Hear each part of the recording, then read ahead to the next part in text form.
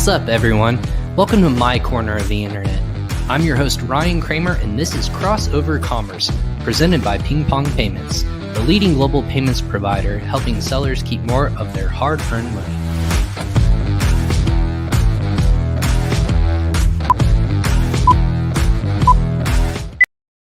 Hey everyone, what's up? Happy Friday. I'm your host, Ryan Kramer, and welcome to episode 96 of Crossover Commerce presented by PingPong Payments. Today's episode is titled Building a Foundations of Success, I should say, on Amazon. Just quickly about Crossover Commerce, we're presented by PingPong Payments, and a little bit about PingPong. We transfer more than $150 million a day for e-commerce sellers just like you, helping over 1 million customers now. PingPong has processed over $90 billion worldwide in cross-border payments. So to start saving money today, just go ahead and sign up for a free account through the link below. It's going to be in the show notes. Make sure you check that out today. You don't want to leave money on the table. Check out PingPong to help you guys with that. A big welcome to our audience who's watching us on Facebook, YouTube, LinkedIn, and Twitter. If you're not watching us live, that's okay, because this will be on audio format as well.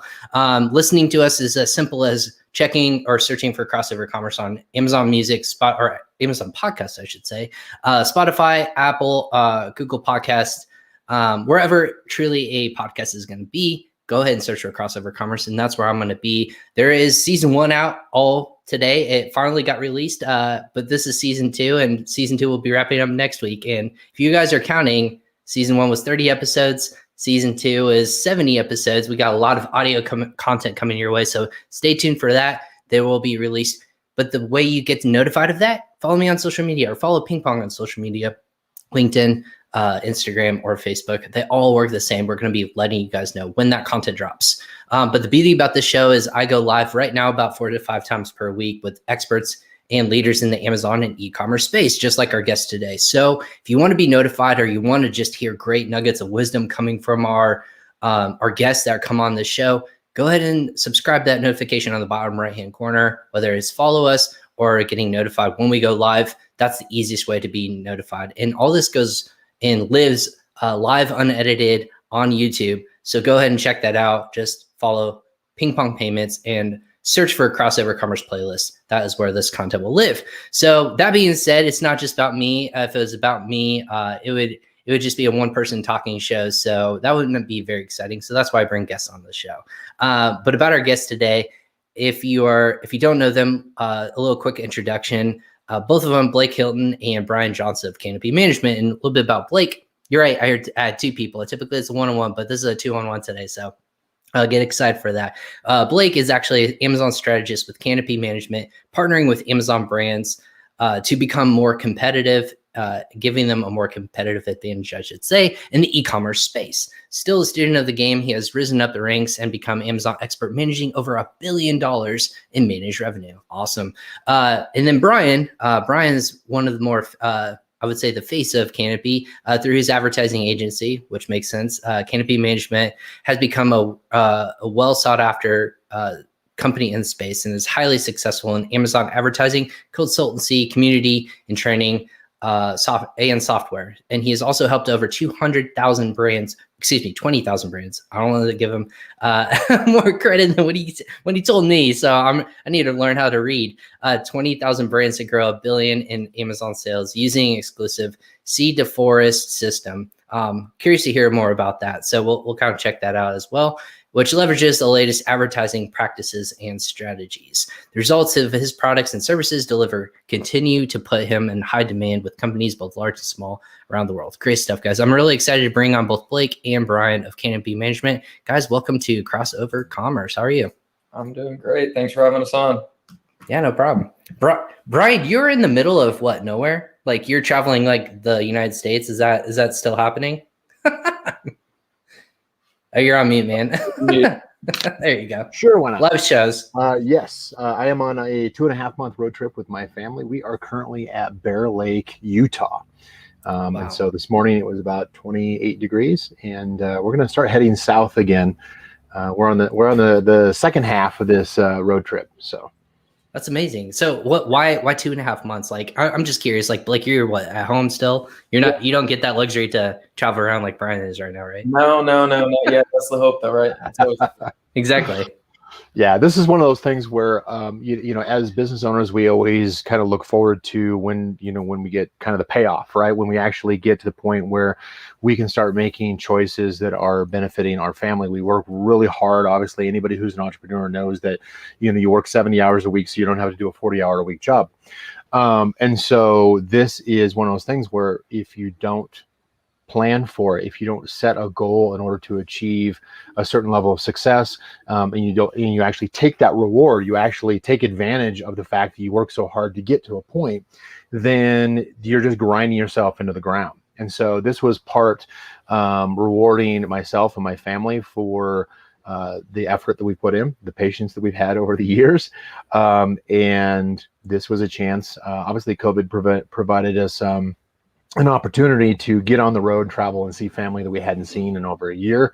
And so we started out of Austin, San Antonio, Texas area and headed west along the West Coast up to Oregon and Washington State. And then now we're inland a little bit, and we're going to head south through national parks and at the same time get the opportunity to be on shows like this one out in the middle of nowhere. Right. And you're working remote, like we've had digital, quote unquote, digital nomads in the space, but you're running a business, not just selling on Amazon. You have a full team that you have to respond to. So I know, like, if you're not able to be reached, you might be in the middle of a forest somewhere, anything like that. What's kind of like that, maybe from Blake's point of view or Brian, your point of view of, was there a hesitancy to kind of like, quote unquote, not be in a home office or your office there? You guys are located in Texas, right? Well, so yeah, we're headquartered in Austin, Texas, but our team is actually located around the world. I don't know, Blake, I'm not sure if we're what, 12, 14 countries, I think, across our team. Really? About 14. Wow. We've always been a virtual team. And so when things changed around in 2020, it didn't impact us at all. In fact, we were able to take advantage of it. We already had our working style down. This is simply just me taking the working remote to an extreme because it requires me to have some rather expensive cell phone and routing equipment to make sure that I get a signal out in the middle of nowhere. I was going to say, my God, like you must have a great internet setup. Like, I'm not sure what you require, but I'm sure it's not cheap.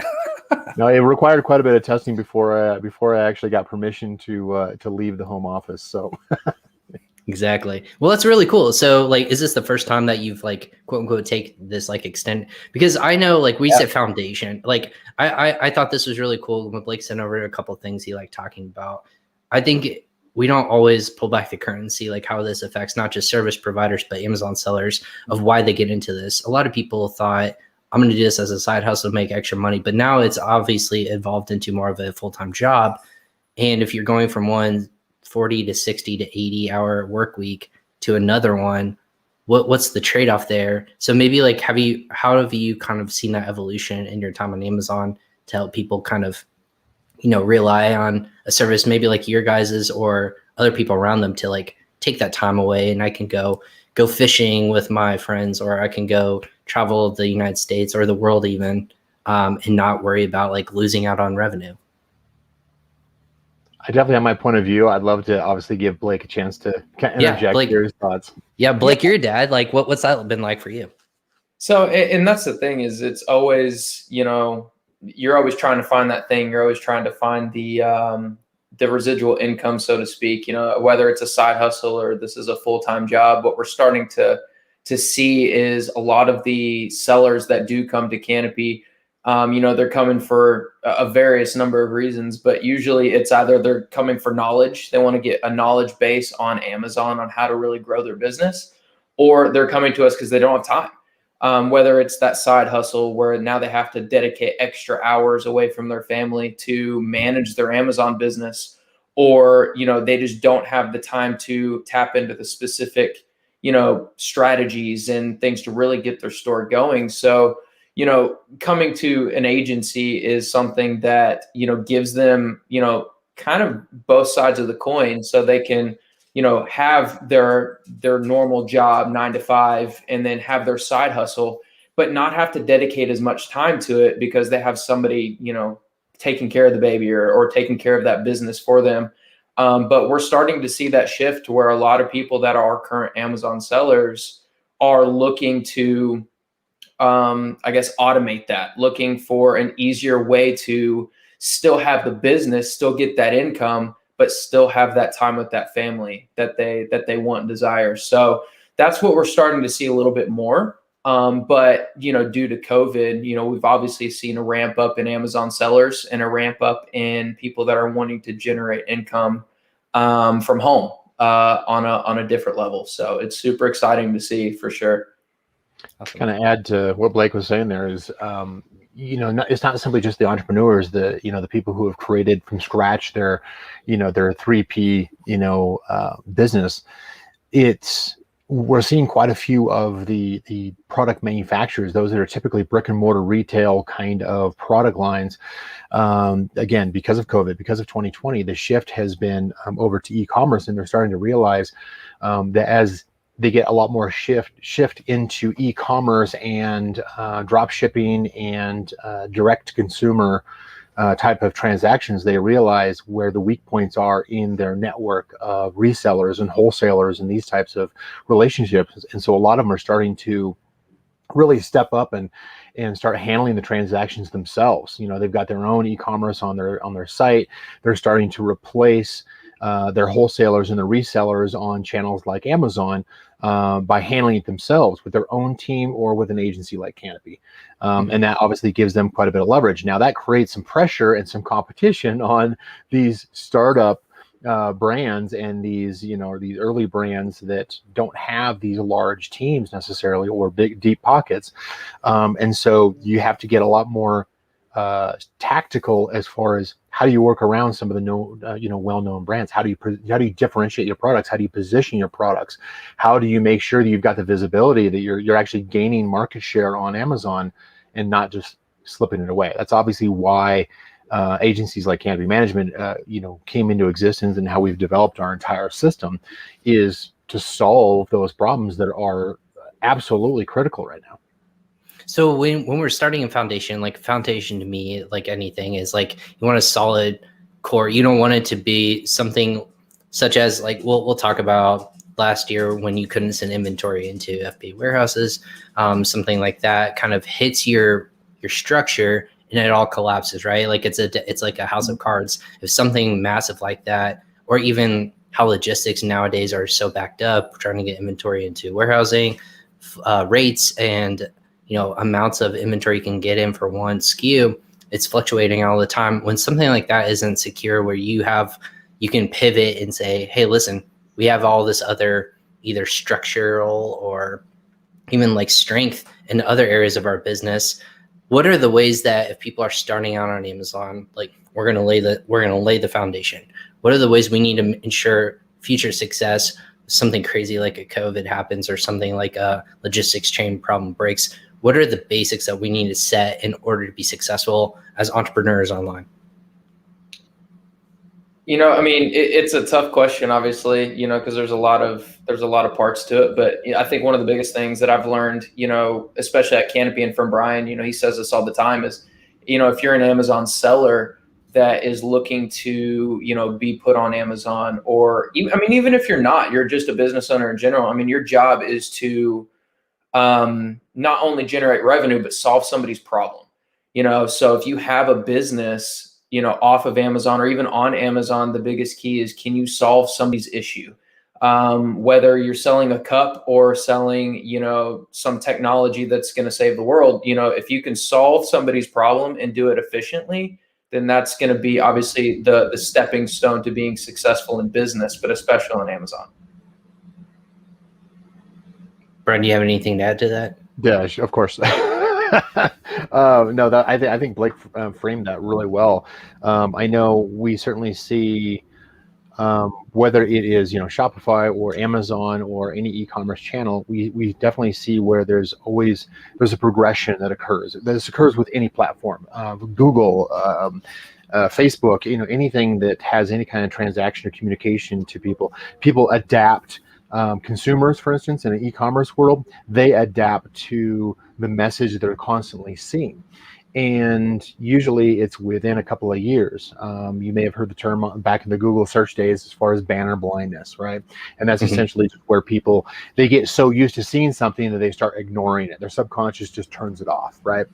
And so we absolutely see that within, like say, the Amazon sales channel, primarily because there are practices that were put in place by brands from teaching that was 5 years ago that they're still using today.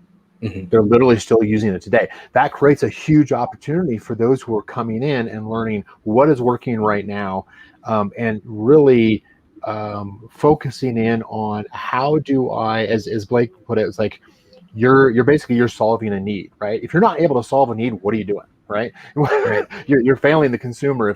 If they have a need and you have a product and you're not getting in front of them and you're not communicating to them directly as far as what's in it for them, what are the benefits to them if they own that product, then you're failing them as a marketer, as a brand owner, and you're failing that consumer who has a need that you can solve, but maybe you're using an old strategy because you're simply just copying what was taught years ago and not staying current. That's part of the advantage. Like Blake had mentioned earlier, is that's kind of the advantage of working with an agency is you have, it's not simply just, handing something off because I don't have time or not having the knowledge. It is constantly staying on top of what is currently working right now, this month, this quarter, this week on Amazon. What did Amazon roll out this week that impacts how I do business and how I own part of my market share? How do I dominate my product niche? And most brands fail to do that, and they don't even realize it because they're simply just going on blindly, and they're working their 70, 80 hours a week, and they're thinking that they're working hard. This is something I used to do myself, is I simply just used to put more hours into it, 80, 90, 100 hours a week. I can outwork this problem. I think that's actually a common problem among men and entrepreneurs in general, is I can outwork this problem.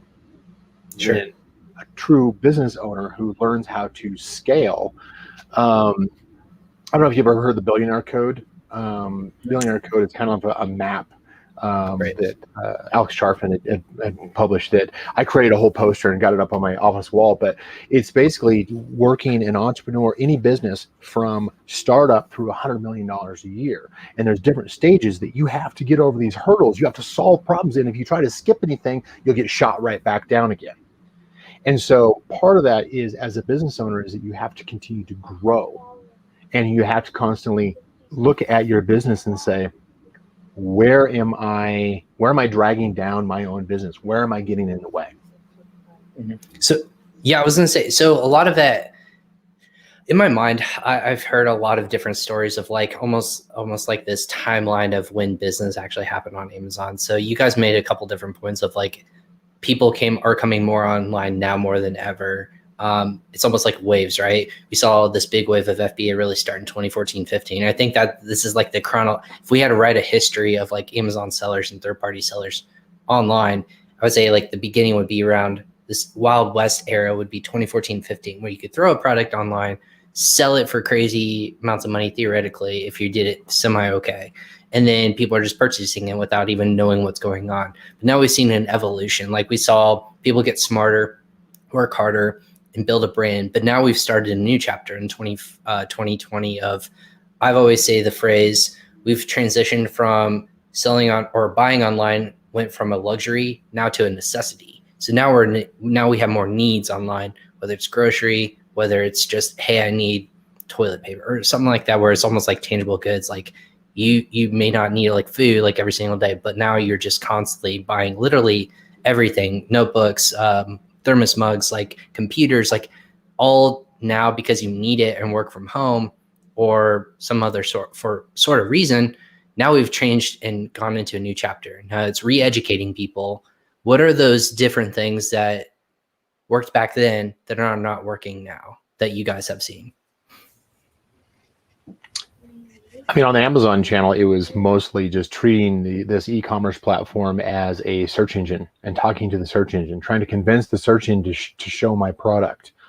And you're basically just stuffing in keywords and everything like old Google SEO, that you're trying to get the search engine convinced that you're relevant and your product is can be found by the search engine. And frankly, with machine learning and AI that Amazon has implemented, they don't need much of our help anymore. But the problem is that that same format is still being taught today that was used 5 years ago, and it's no longer relevant. And so a lot of brands are actually getting put in a worse position because they're just getting pooled in with all the rest, hundreds, sometimes thousands, sometimes even tens of thousands of competitive products within their product niche. And they lack the ability currently to get noticed. The eyeballs, you're scanning through your mobile phone or your desktop as a shopper, and you don't see anything. It's all a blur because everything looks the same. Right. You're focused, it's not until something sharp like a bright red, bright blue motion, video ad, something catches your eye that you actually stop and pay attention. Well, that's the problem that all product niches have, whether it's Amazon or anywhere else, is how do I actually grab the attention of the shopper, which 95% of the brands on Amazon and any other e-commerce channel fail to grab the shopper, really differentiate from the others that they're sitting right next to. And so consumers are just scanning right over the top of them and not even paying attention that, oh, this particular product has a specific benefit or value to me that I wasn't aware of, because they don't even see it in the first place. That's just product differentiation. That's not even highlighting the key benefits to the shopper, to shouting at them and saying, look, I have what you need and I have something special in my product. Consumers just, banner blindness. They're like, there's 10,000 options. I'm not going to make a decision here. Right. So Blake, in that same vein, what are the basics that people use to differentiate themselves? Like, what are you guys seeing for successful brands, either with yourself or even online? You're like, hey, that's cool. That caught my eye. What are those basic functionalities? Yeah, I mean, the biggest deal is, like I was saying, previously, is solving a problem, but also doing it better than your competitor. Whether it's the visibility, making sure that you're being more visible, and creating that traffic, creating a name for yourself, so living behind your brand, or even just as simple as, you see your competitor's product and you feel like you can do it a little bit better, then obviously do it a little bit better. Whether it's a change in product or change in strategy as far as marketing. But what we're seeing is, like Brian was saying, everybody's a little bit outdated when it comes to strategies on Amazon. I mean, they're forever changing. They're always, updating things. They're always making things changed on Amazon.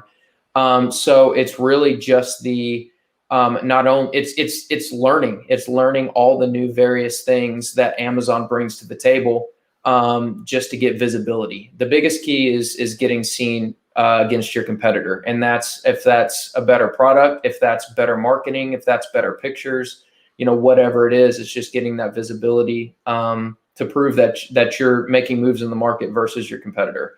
And a lot of the time, because the new things are rolling out, people that were on Amazon previously haven't implemented those, so their competitors are. So now they're playing from behind instead of, playing from the front. So. Yeah, Brian, do you have any good examples that you've seen that have like really caught you, either as a consumer or as a brand of, I was scrolling, like you said, I think the statistic is we make less than 3 seconds. We make a decision if we're going to move on. We're scrolling, we're swiping right, we're going down, we're clicking to the next Netflix show or whatever it is. We make a pretty quick, conscientious decision if we want to engage in that. Well, what's one that's caught your eye that they've done well? Yeah, don't get me started. I'm a research and development geek, so we'll talk data all day long, man. Like let's go. I've done studies. I actually have built systems where we actually essentially do polls, do interviews of shoppers in the moment for a specific search, to say, okay, what actually grabs your attention, for instance. Just to try to see, it's like, okay, what are they actually seeing? What stands out? The red color, the bright red, the bright blue color, the motion. These are what I mentioned earlier. Those are actual examples of essentially the top 3 things that grab people's attention currently. Sometimes it's a case of, there's an example that I use when it comes to shoes and office chairs, where we actually were consulting with a brand, and it was something as simple where everybody had mirrored, consciously or unconsciously, all the brands had mirrored their products, thinking that that was an Amazon format that they needed to follow, when in fact it simply is just what the masses chose within their competitive set.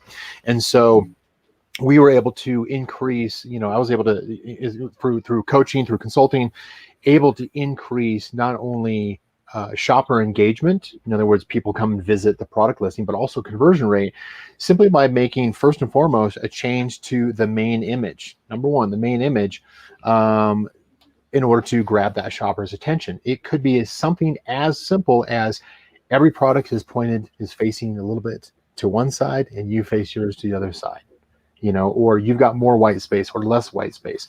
A common mistake that I see brands make is like, well, I've got one main product and I've got 10 accessories and I'm going to put them all into the main image. And then you basically have this image that's just packed full of things that people can't mentally absorb. Like you said, you've got 3 seconds, maybe 5 seconds, in order for somebody to understand what you're telling them, appreciate it, and either stay or go. And that includes the main image, that includes the title, which is shorter on mobile. And of course, if they actually get to your product listing, those first 3 features, those first 3 bullet points, if they don't understand exactly what's in it for them in the first 3 to 5 seconds, they get confused, they get doubt, and that's the number one killer for conversion rate. Mm-hmm. And it's so easy right now for us to just kind of look at a product niche and just say, like, here's where all your competitors are screwing it up. Here's how we're going to help you fix that, so that you stand out, so that you gain market share, so that you get the consumer attention. What's a good example that has seen the most like change or the most effectiveness? Is it imaging, or is it more content, or in terms of like the product listing? It always seems to start with what do consumers, how do you get the consumer in the first place? Like an analogy I use is, people, if they're applying for a job and they send out a resume and they just they just dump their entire life onto 3 pages of a resume, and then they wonder why nobody looks at it. You didn't catch their attention in 5 seconds, so you got dumped. The same thing is, what's the very first thing that most people look at on Amazon? It's going to be the image. Most people are visual, right? Second, it's going to usually be what's something that catches their eye in the title. Now, subconsciously, people also finally start looking at things like price and reviews in order to help make their decision. But we play in the game where we have partners, we have clients that consistently sell a better product that is $10, $20, $30 more expensive than most other products in their business. We don't tell them to drop their price. We tell them, you need to showcase the fact that your product is better, and you start that with the main image. We have a whole creative services team that helps us, nail this. But you start with the main image. Wow, my camera just blew up there. It's all good. You start with the main image, then you work on the title and the feature bullets, and then ultimately that's going to increase the eye grab first, and then the click through, the engagement second, and then ultimately going to keep them on the page long enough to likely convert by reassuring them that, yes, you're in the right place.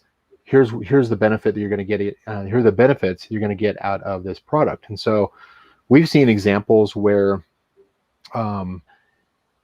it was just the main image, and there's also the other images and the videos, and all these things contribute, like 1% here, 5% here, 20% there, as far as the overall engagement increase and the conversion rate increase. But it's not uncommon, at least for us, to see 30-40% increase in engagement and conversion rate because of the way that we focus. We actually look at the consumer and say, what is it that what's their pain point? What is their need? As Blake said, are we solving the need? Are we telling them what their need are? Are we just stuffing in words that they might be searching for and hope that we happen to catch them like catching a fish in a net? And ultimately, we need to do better than that. As a business owner, brand owner, we need to care enough to put in the extra work to read through the reviews of our own product, of our competitor products, and actually see what is causing pain among the consumer and solve it. And then showcase that in our listings so that people understand, it's like, you solved my problem. Thank you. Now we've done our job. Right. In the way that I see that too, because we're so visual, like, sorry, America, like we seem pretty lazy now. Like it's all in a swipe functionality of like, what's going to capture me. And it really, the stuff that does in general is the contrast in terms of either color or in terms of like what you see on the page. Like you said, if you're scrolling through just the search term and what's going to really stand out, if it's going to be, a different color or just different variation, that's the starting point. Or then once you get in there and you're doing a comparison, you start going lifestyle imagery, how to like a cost comparison, you start to really go down the rabbit hole then. Just like you're shopping for home, right? Like what's going to capture me on the outside? It's the outside of the home. And then on the inside, you kind of see all the functionality. Like, will this work for me? Like, will this solve our problem as a family? So like, you really like either paint your house like bright neon green or something crazy like that. Like I say green because that's your guys' logo. Yeah, no, maybe that's what you're doing. Right? I don't know. But that like, is something you're absolutely correct on that. Is that the real estate agent will constantly say like curb appeal has got to be nailed. Otherwise, we don't even get them in the door. Nope. Right. You don't get the job interview. You don't get them in the door to even consider the rest of your product and what's in it for them if the curb appeal sucks. Because how are we shopping online on Zillow? And I'm looking at all the different ones that match my quote unquote needs, like you were talking about, even on Amazon. We're going to apply this back to Amazon. But all my needs, if the front picture or the front of the home doesn't look how I want, I'm like, pass. Like, and not even look at it again. The inside might be amazing, or we're all just very much a curb appeal, like you said, society. And if it doesn't fit our fits or needs and looks, then we're going to move on to it. That's why if it's something completely shaped, like for example, an application that caught my eye was a box cutter, super simple need. I searched box cutter. What caught my eye was the different shape of this box cutter. It was a very simple one, but instead of the traditional like one knife, it was a curled in the back and it has a spring loaded. And I go, that's a box cutter. And I clicked in the ad, which again, I do it all the time. I'm sorry for people I didn't purchase that one, but yeah, hopefully that's not your client and I cost them a couple of cents or $1 or so. But I clicked on it, watched the video, and I go, that's interesting, and it caught my attention. But then I started thinking about it. Maybe I'll just go more with price or more reviews. And this one just seemed very new and different for what I didn't need at this time. But it stood out because everything else had all these different packs, and it stood out. I looked into the brand, and I was just curious of what more do they sell. So stuff like that, you're differentiating in terms of shape, cost, color. Those are the various different degrees I think really initially stand out in that regards. Yeah, absolutely. Yeah, in our tests, actually, we just oddities, things that like something's wrong with this picture, gets people to click, gets people to notice it in the first place, and then if they're curious like you were, you click through on it. So that is absolutely true. That is human behavior, and yes, just simply standing out from everything else that's surrounding it, from the clutter, is how you get that first step, how you get the attention. Absolutely. What about so we're talking about like United States, obviously. And again, for anyone who's watching or listening to us online on Facebook, LinkedIn, YouTube, or Twitter, again, give us a shout out if you want to say like hi to everyone.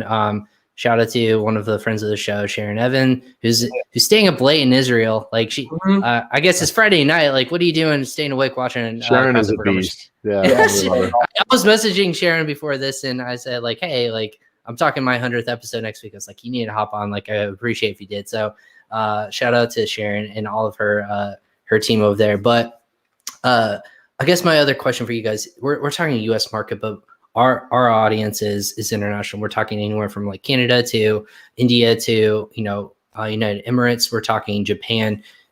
So many different customer mindsets are around the world. And I had the most interesting conversations when we talk about localization and talking about the consumer mindsets in different cultures and what appeals to different people. And I didn't even think about this way of certain colors people will not be attracted to or it offends them in terms of that regards.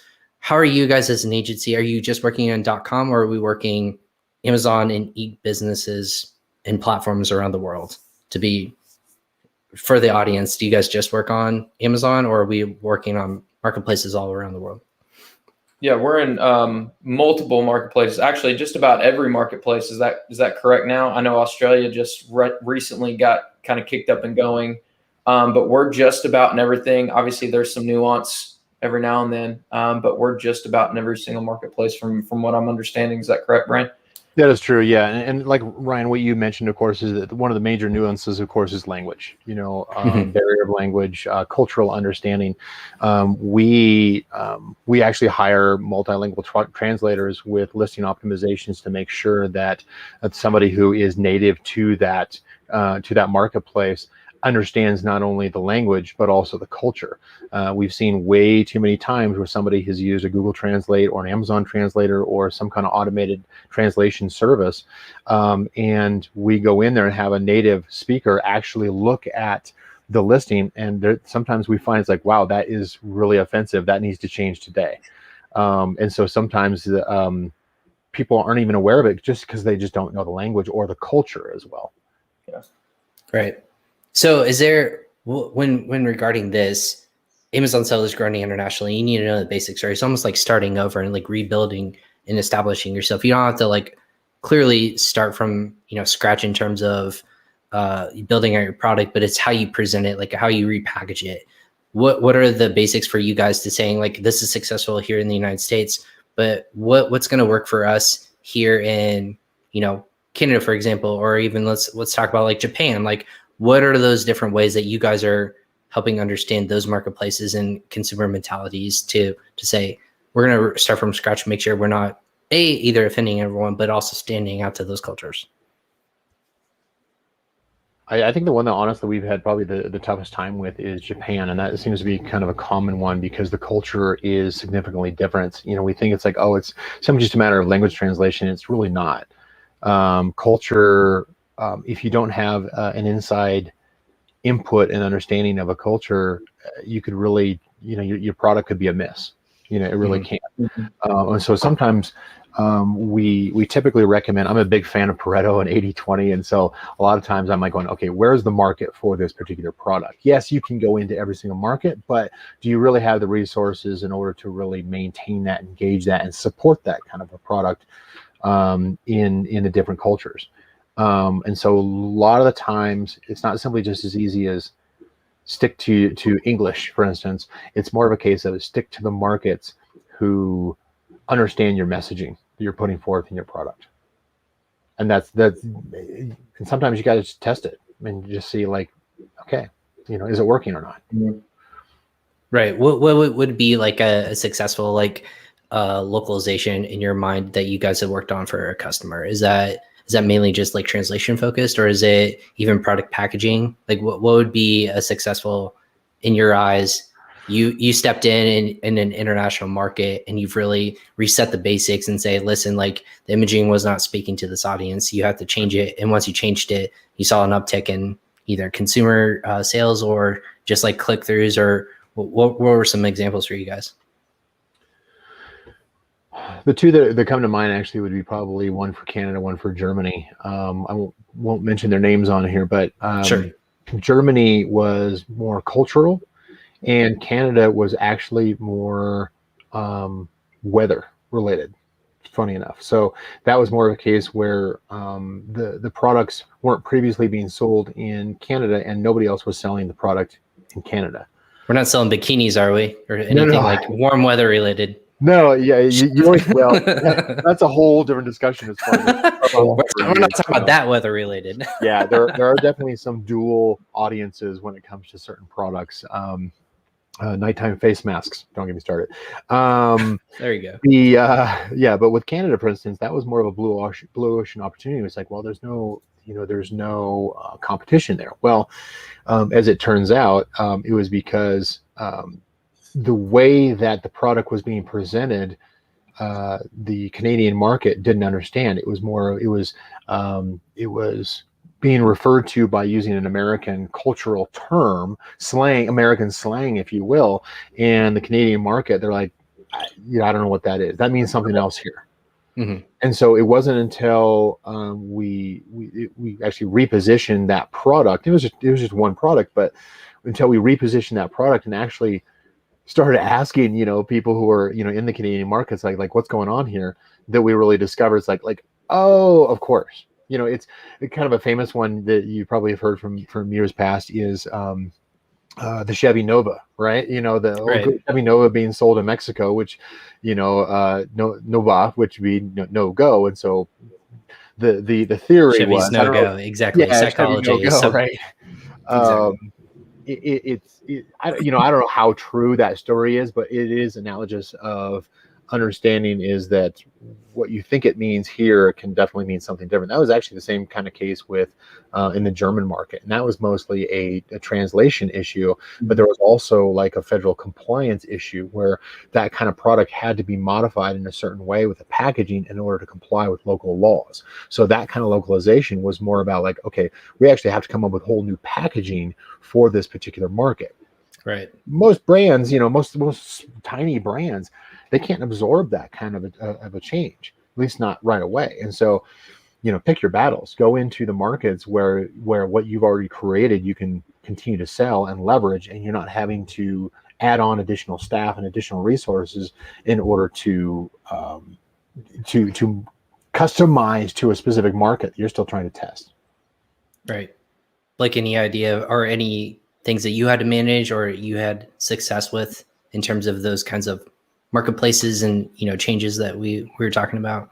Majority of it's just going to be, the culture or regulations that go with the specific, marketplace that you're going to be in. We have Amazon sellers and partners that come on with us that have no problem, navigating to other marketplaces. And then, that's super simple, super streamlined. We can do that and rock it. And then, there's going to be some nuance, like Brian was saying, with the culture, it changes some things, so you can't sell specific things in Russia or Germany or wherever that you can in the United States, just because the cultural barrier that you're going to have to get through, they may not see it. Now, I know people talk about all the time, especially on that side of the world, that, we're easily amused over here in the United States, but, I can't say that that's not true. So something that would naturally sell quick, like let's say a fidget spinner for whatever reason, just as an example, that probably gained a whole bunch of traction in the United States. It may not have gained as much traction in other countries. So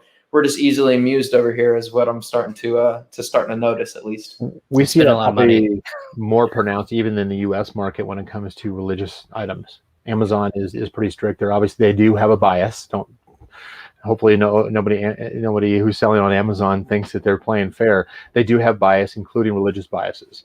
And so sometimes that is reflected if the product is geared toward a specific audience, even within the United States. Sometimes the messaging, the advertising has to be reduced or more focused in order to actually still be shown, to not be delisted by Amazon. Right. Because Amazon will literally say, it's like, no, that violates our terms of service. And yet the very same thing in a different religion, for instance, may not.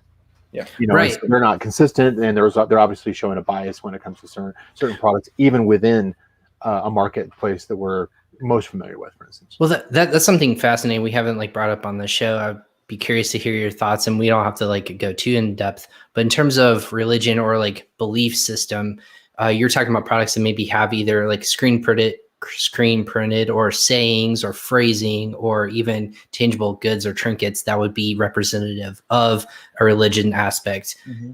You're talking about Amazon does not allow or does not promote or push as much as other products in that space. Well, Tim, we tend to do it sponsor brand ads, for instance, tends to have more restrictions than other ad types on Amazon when it comes to the terminology that you're using and targeting. And so usually what we see first is when we're running, say, a sponsor brand headline ad, we try to use certain terminology that might be religious based or, is related to something that is related to a religious holiday, for instance. What Amazon will do is they'll say, it's no, that term's not allowed in the title, for instance. And it's definitely more pronounced.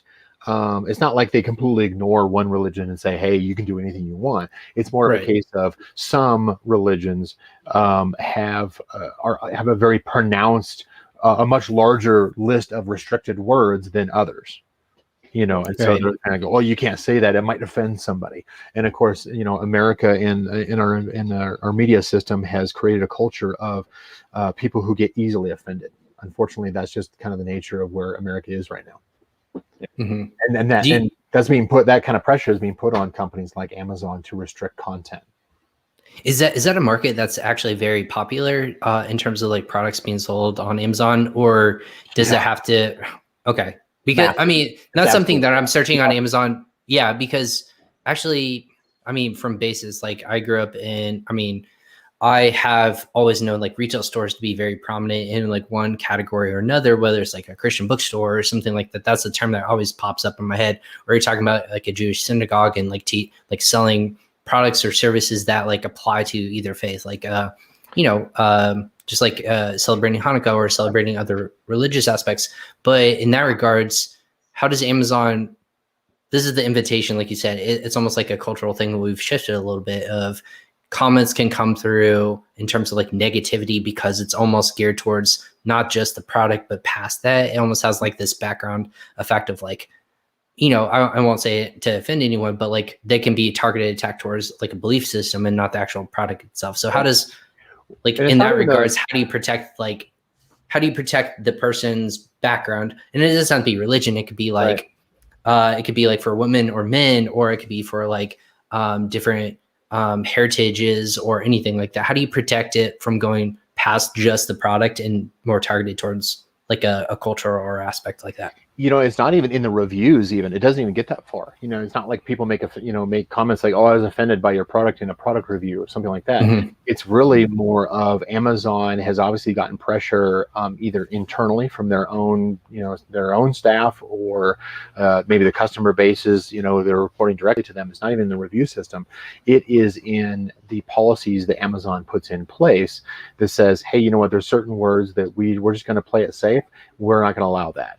Amazon this quarter is, in the last 6 months, probably has been on a big, we'll call it a witch hunt regarding any terms that are pesticide related. Well, those typically come down to things like FDA or, FTC or any kind of like federal organization says, we're going to shut you down unless you comply with what we want. Mm-hmm. But things that are like cultural based, I believe that's probably more of their own internal policies of playing it safe. So it's not even the review system, because I rarely see things that are offensive, at least nothing that stays up for any length of time in the product review system. It is more of, what does Amazon restrict from even being included in the first place? Right. Why pesticides all of a sudden? Like, do you have any insight, or like I hear that more and more with people are like, COVID triggered a big upheaval of people saying like, hey, this protects you from germs, and but now they've extended it out to like, you can't have terms like the word mold or anything that basically does any good. It's like if you're trying kills virus, kills bacteria, and like you just associate it under pesticide because and it doesn't even have to be like, that's not the purpose of the product, but maybe you say it's like the packaging is mold free, for instance, or mold resistant, for instance, that gets pulled. The whole product listing gets pulled into violation. What do we say? It's almost like a scorched earth mentality of, COVID came out, so everybody started, putting, COVID related products on Amazon, and now you have to get that approved. And then you can't say that it kills germs, or you can't say that it kills a disease, or it cures an ailment, or, you can't pretty much say anything, especially with the pesticide. You can have a pesticide that kills 99.9% of anything that you put on it, and it's legit, but you can't say that because you can't make claims that potentially can be 0.1% untrue. Exactly. They're just going with the scorched earth method of we're going to go that way, so everybody gets it now. It's a blanket. Is that the right thing to do? Is that the right thing to do in your guys' mind? It's the safe legal thing to do. That's what I was going to say. It's legally okay. Do I think it's in the best interest of making money and business? That's to be questioned. But do I think that it's the right legal move just to kind of protect yourself and protect your sellers? Yeah, I think so. Right. I mean, we've seen it before. Like if people have products, and again, people are still unclear as a seller. The basics are, hey, if I sell a product and it comes like a hair curl or something like that, and it burns someone's face or something like that, or explodes in someone's face or something like with electronics. I mean, this could be like my child gets sick or chokes on it or yada, yada, yada. Who's liable for this? So the basics of it is protect yourself, but also protect sellers. I know Amazon's focus is obviously protect oneself, clearly, that as a marketplace. But then as a seller, the basics of I'm going into business, do you guys have any sort of like tips or like maybe advice to people getting into it? Not to like, it's so difficult. Like there's almost too many hurdles. Like it's not worth a lot of chancing in those areas. Yeah, I mean, I honestly, I mean, if you feel compelled to get into this space, don't be afraid of it. I think it's more of a case of just take some time. Don't buy into everybody's, sales pitch or whatever. Do your due diligence. Go out there, do some YouTube research, talk to people, find out from other people who are the people who are respected in the space, who are, who are the people to avoid, who are the people to gravitate to, who have current advice. Just take the time to listen in and learn.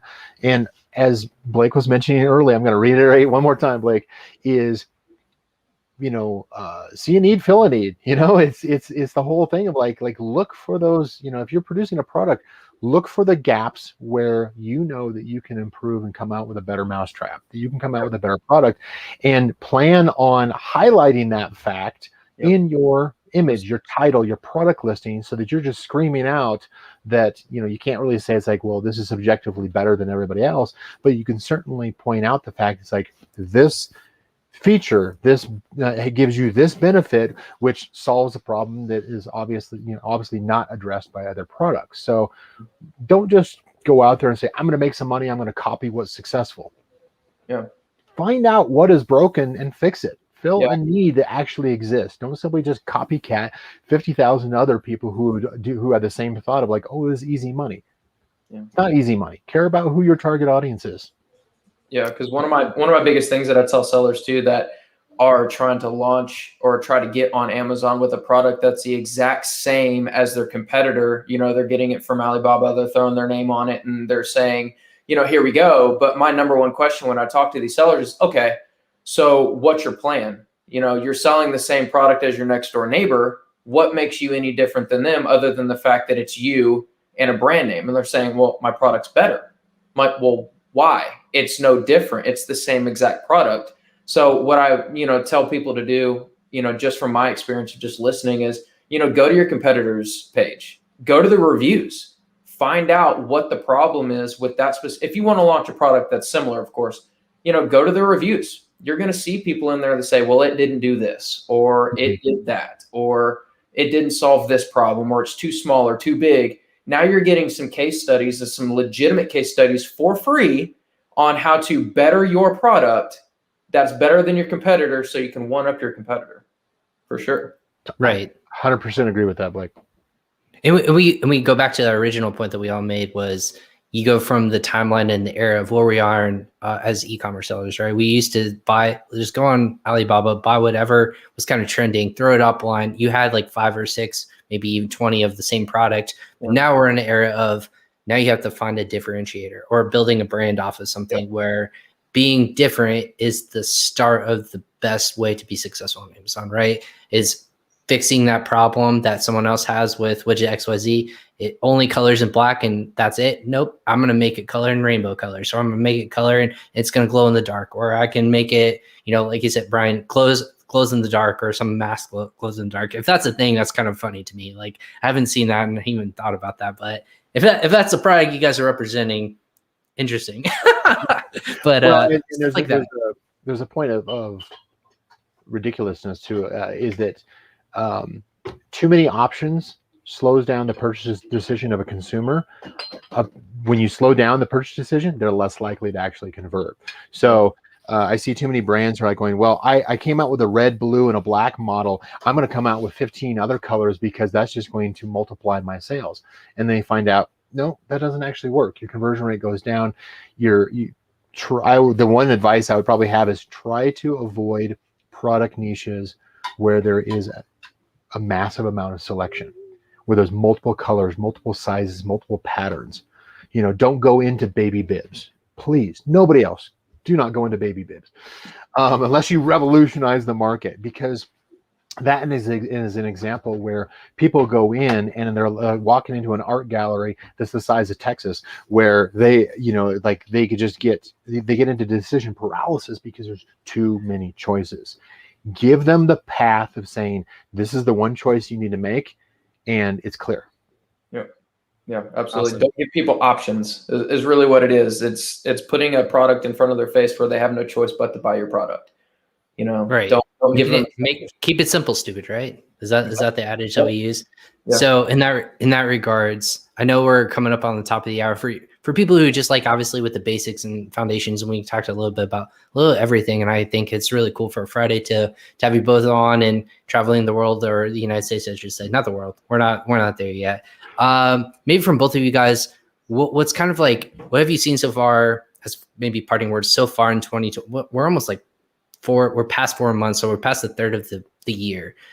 2021, a lot of people thought one thing, like once it turns 2021, it's going to fix this problem. What have we seen in 2021, and what's the next 2/3 of the year going to look like in terms of innovation or pushing in different kinds of ways? Like, we have so much in front of us still for this year. What are you guys excited about? What's kind of like that looking like for Canopy or yourselves? Yeah, you want to go first, Brian? Sure. So one of the things we probably see the biggest advantage of is there's a lot of things that are going to occur in 2021. Certainly, Amazon's going to continue to roll things out. One of the things that they roll out, of course, is additional features when it comes to targeting and talking to consumers, identifying who the consumers are and getting in front of them. Amazon has two ad platforms: their standard PPC, pay-per-click platform, and also their demand side or DSP platform. We're authorized to run both of those for our clients. And we see one of the reasons why we see such a huge success on things like demand side platform DSP is because there is so many additional targeting options both on and off Amazon that allows us to talk to the consumer, re-talk to the consumer that maybe passed through our product listing or a competitor product listing, and bring them back over to the platform. That, what I predict is going to happen, is going to start getting tied more into the social media aspects that Amazon has been rolling out when it comes to Amazon Posts, Amazon Live, so that you get more of the brand ambassadors, the product or the community influencers tied into showcasing products and their benefits, and then being able to roll that into combining advertising with conversion rate optimization and with the social media aspects that Amazon is rolling out is going to be, in my opinion, a huge advantage for sellers who are early adopters of each of those. Yeah. Amazing. And Blake, anything to add to that? Yeah, I completely agree with that. That's exactly where I was going with that, is you're going to start seeing a lot of social media influencers starting to tap onto a lot of these Amazon businesses, because they do have the following off of Amazon. They do have that traffic. They can create that traffic to run to Amazon. It's things like he mentioned Amazon Post. It's using DSP. It's pulling people that are off the platform onto the platform. Amazon loves off-platform, traffic. They love it. They think it is fantastic. It helps with everything. And we're starting to see a shift in the market to where now, as Amazon integrates and Amazon's making their changes on how to outreach people, it's starting to now tap into other things like Facebook and Google and Instagram and influence marketing and, you name it, to try to pull that outside traffic into Amazon. And we're starting to see, with Amazon Post that just recently came out, that they're starting to move that way to try to pull some more traffic that's not Amazon based onto the platform. Yeah, it's all fascinating to now that Amazon's pointing people, not just to point them to their platform, but also to have ads that tap away from it potentially if you wanted to make that purchase. But the ad platform, everything's an ad now. I think that the fascinating article in Marketplace Pulse was almost everything on a listing is almost an ad now, instead of the only organic thing is going to be frequently bought by a section. So I think we might shift back to that. You might see a little bit more organic push. Things trending that way, not everything just be ad. But that being said, you never know what Amazon has up its sleeve. They're always testing something. So, gentlemen, thank you so much for hopping on today. I know it's a Friday. No one really wants to do too much work on today, but here we are. Hopefully we're getting some stuff done. And everyone who's watching or listening to this, you learned a lot of valuable information. about like the basics and building a foundation on Amazon. So thank you so much again, Brian. Safe travels as you continue. Like I like following and hearing where you're from and or you're listening to, from or tuning in from all over. So, and Blake, thanks so much again hopping on it again. If you're also not following these gentlemen on social media or even on Clubhouse, definitely check that out as well because they're frequent contributors and as well. You guys have a couple rooms that you open up quite frequently there as well. So yeah, correct. Awesome. So definitely, check that out. And then, of course, check out Canopy Management. Go ahead and check out and click that in the show notes as well. I've applied for there. Go ahead and click on the link to learn more in Canopy Management, as well as, just connecting with Brian or Blake. Gentlemen, anything else we want to have? If they want to reach out to you or kind of like pick your brain for more stuff? I think you nailed it. I just say really appreciate being here, Ryan. Thank you very much. Of course. Blake, awesome as always. Thanks, man. I appreciate it. I will talk to you. We'll call this Blake's one-on-one meeting for the week or for the day that he has to check in with Brian. So he's free to do whatever he wants now. No, he's got more important people to talk to on a weekly basis than me. So. Well, gentlemen, thank you so much for your time today. Of course, now friends of the show, anytime you want to hop on and talk a specific topic, more than welcome to do that. So, of course, be safe out there, and then we'll catch you guys hopefully in person soon enough. Like I'm sure this will happen eventually here in the next couple of months, hopefully. Yeah, I hope so. Great. Awesome. Thanks, guys. Thanks for hopping on. Again, everyone, if you're tuning in for Crossover Commerce for the first time, or if this is your 96th time, we appreciate you tuning in, watching on Facebook, LinkedIn, YouTube, or Twitter. If you have questions, go ahead and still submit those in the comments section. Tag us. Follow Brian as well as Blake on social media. Tag us or Canopy Management even to make sure that you get your question answered. But if you want to reach out to them, go ahead and check them out. Again, all their information is in the show notes below. So go ahead and check that out and connect with them because they have great information that they're constantly pushing out there as well. I'm Ryan Kramer, the host of this show, Crossover Commerce. Guys, next week is crazy for me. I have so many awesome guests from anywhere from Seller Rocket to AFBTS and how to get 10 to 50% more of your Amazon out of your Amazon businesses. I have the CEO and co-founder of Assembly Group who also runs, and owns different businesses like Helium 10, for example, for a lot of people who've listened and watched this show. He's going to hop on about the future of e-commerce software. And then on next Friday, I have a really cool 2-hour show that I'm going to be bringing on past guests for my 100th episode. I'm calling my 10 by 10 guests in 2 hours with 10 tips and pieces of information that they've seen so far in 2021, just to help you in the e-commerce and Amazon world. So tune in for there. We'll start teasing those episodes coming up here starting next week. But I'm Ryan Kramer, the host of this show. Check out PingPong Payments, like I said in the beginning, if you want to save money on international receiving or sending or receiving platform to help you save money and grow your business internationally. Tune in next week. Again, crazy and exciting shows happening next week. We'll catch you guys then on Crossover Commerce.